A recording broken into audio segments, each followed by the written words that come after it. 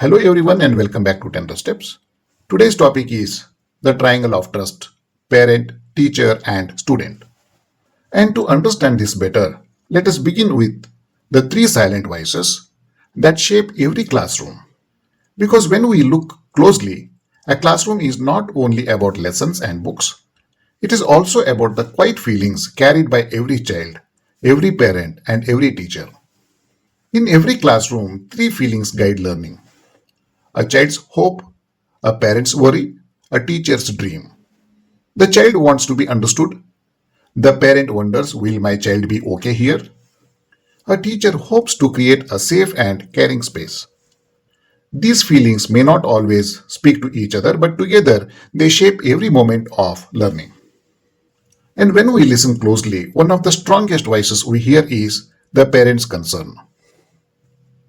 Last evening, a parent called me and told, "Sir, the chapter seems difficult, and my child could not understand what you taught." I heard it gently. What surprised me was this: the topic of the syllabus had just been introduced that afternoon, and by evening, I received a message saying the child had not grasped it. This made me pause and ask, are we giving children enough time to learn? Are we placing urgency where patience is needed? Whether we are teachers, parents, or anyone else, let us remember clearly: children are not machines, they are not robots, they are not devices waiting for data to be uploaded. And teachers are not software engineers installing number system, history, or photosynthesis into a child's brain like a chip. Classrooms are not servers. Learning is not a download. Children are living and growing human beings. They learn through curiosity, through connection, through repetition and emotional safety. They need time to explore, space to ask, and the safety to say, I don't know, without fear. When we treat learning like a mechanical process, we miss the most important part: the child's inner world, their questions, hesitations, and courage. Learning does not happen instantly. It takes time, repetition, and emotional safety. They need space to ask questions, make mistakes, and try again. Just because a topic was taught today does not mean it is understood today. Understanding grows slowly, like a plant, not like a download. So, how can parents respond in ways that build confidence instead of pressure? Instead of asking, why did not you understand? Try saying, it's okay if you did not. You can ask your teacher tomorrow.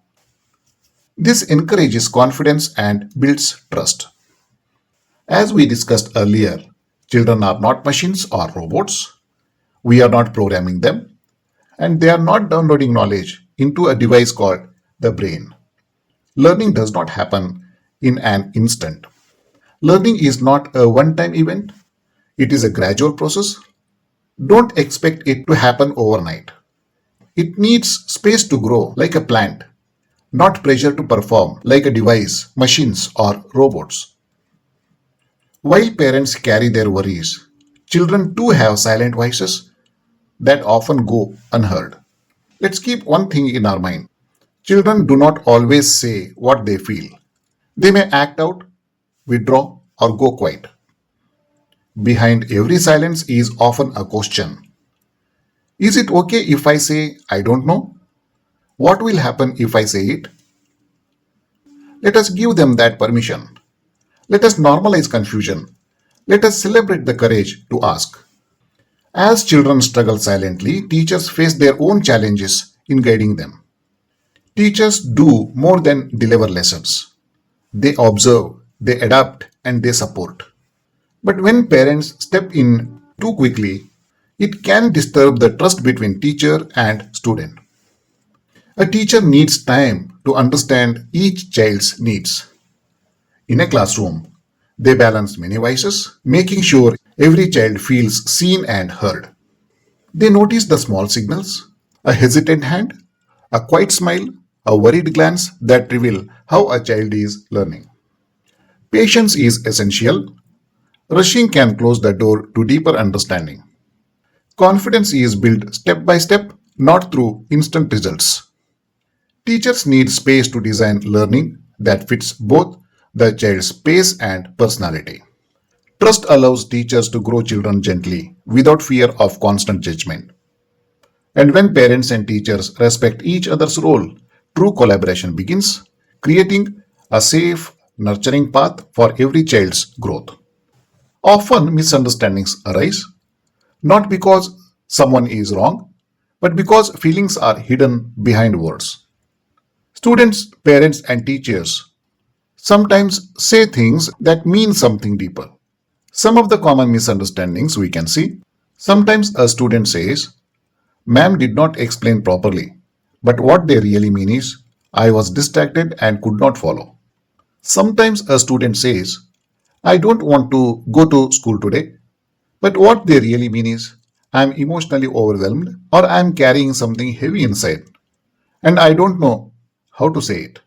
Sometimes a student says, This subject is boring, but what they really mean is, I don't feel confident in it and I'm scared to say. Sometimes a parent says, My child does not like school anymore, but what they really mean is, My child feels unseen or unheard or ignored. Sometimes a teacher says, This child is not paying attention, but what they really mean is, I am not sure how to reach them yet. Let us decode these emotions together, not with blame on anyone, not with quick fixes, but with curiosity, with compassion, with the willingness to pause and ask, what might this really mean? And while decoding emotions is important, we must also be careful about the words parents use in front of children. Sometimes, out of frustration or concern, parents say things like, That teacher does not know how to handle children. This school is not doing enough. And they say it in front of the child. To the child, these words don't just pass by, they settle quite inside. They begin to form beliefs, often unspoken but deeply felt. Here is what the child hears: I should not trust my teacher, and school is not a safe place for me. This creates confusion. It weakens the child's willingness to ask for help. It builds fear instead of resilience, and it interrupts the trust between student and teacher. Instead, we can model calm and constructive language. Let us discuss with your teacher together. I know learning is hard sometimes. We will find a way. Children learn how to relate to school by watching how we speak about it. Let's help them build trust, not doubt. Let's be their emotional bridge, not their emotional barrier. In the same way, teachers too must be mindful of words they use with children. Just as parents shape a child's emotional response towards school, teachers too can make offhand comments that leave lasting impressions. Here are some common examples. Teacher says, You never pay attention in class. Child hears, I am not capable of learning. Teacher says, You are always slow to understand. Child hears, I am not smart like others. Teacher says, This batch is weak. Child hears, We are not worth of effort. Teacher says, Why can't you be like your sister? Child hears, I am not good enough. Teacher says, You always make silly mistakes. Child hears, I should stop trying. Teacher says, Only a few of you will pass this exam. Child hears, I am probably one of the failures. This is why tone and language matter so much in the classroom. Children internalize tone more than content. Even casual remarks can become emotional beliefs. And once a child begins to believe they are slow, weak, or not good enough, they stop asking, trying, and trusting. Focus on a gentle alternative. Instead of you are always slow, say, Take your time, no issues, you will get there. Instead of you never pay attention, say, Let's find a way to help you focus better. Instead of this batch is weak, say this batch needs more care and we will give it. And when parents, teachers, and students all speak with trust, something powerful happens. The triangle of trust. Imagine a parent gently saying, It is okay to not understand. Try again tomorrow. Not as a judgment, not as a worry, but as a reminder that learning is journey, not a race. Imagine a teacher softly saying, You just need to be present. not just in words, but in tone, in eyes, and in action. Let us whisper in the classroom. Mistakes are welcome here. And hear a student finding the courage to say, I am confused. Can you help me? Without fear, without shame, just with the trust that someone will listen to him. That is the triangle of trust. A space where parents support without pressure, teachers guide without judgment, and students ask without fear. This triangle is the foundation of the classroom we all dream of. The ideal classroom should be focused on curiosity, not on speed, encouraging questions, not silence, accepting mistakes as a part of growth, centered on presence, not performance, a place where students are supported, not judged, a space where teachers listen and adopt, a space where understanding grows gradually. And when classrooms grow this way, learning becomes gentle, safe, and joyful.